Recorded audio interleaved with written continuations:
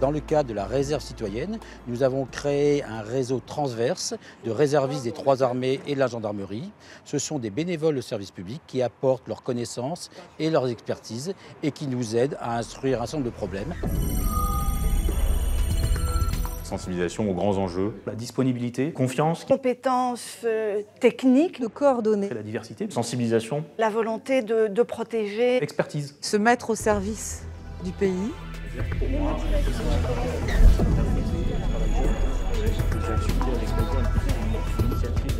La réserve, pour moi, a été cette opportunité d'apporter mon aide et ma contribution, mon expertise au pouvoir public. Mes motivations pour m'être investie dans la réserve citoyenne cyberdéfense, c'est la conscience que j'ai de l'importance de la problématique de la cybersécurité pour le monde contemporain.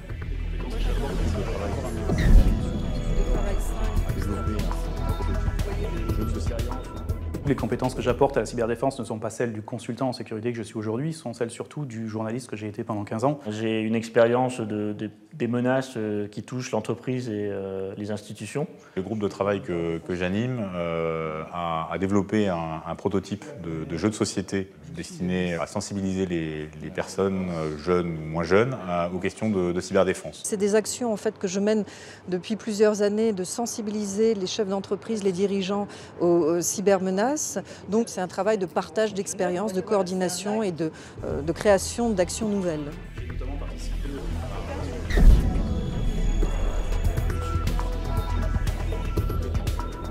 Ça fait un an environ qu'on travaille avec l'ANSSI sur la mise en place de mesures les plus adaptées, les plus efficaces possibles. Il y a donc des travaux de veille sur ce qui existe à l'étranger en matière de cyberarmée et il y a aussi un gros travail de préparation pour la sensibilisation qui ne peut pas être industrialisée.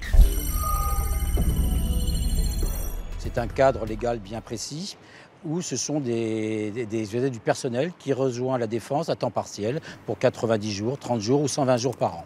Dans ce cadre-là, nous avons quelques experts en matière de cyberdéfense, mais comme le nombre d'experts nationaux est très limité, c'est une réserve qui ne pourra pas s'étendre de façon importante. Le réserviste opérationnel est un camarade qui vient du civil pour venir travailler avec nous et quand il est en situation opérationnelle, il est comme un militaire d'active. Plus tard, quand on aura des capacités projetables, puisque dans le pacte défense cyber annoncé par M. Le Drian, il est prévu de créer une unité projetable à l'extérieur, peut-être qu'à terme, il y aura aussi des réservistes qui pourront être projetés dans ce cadre.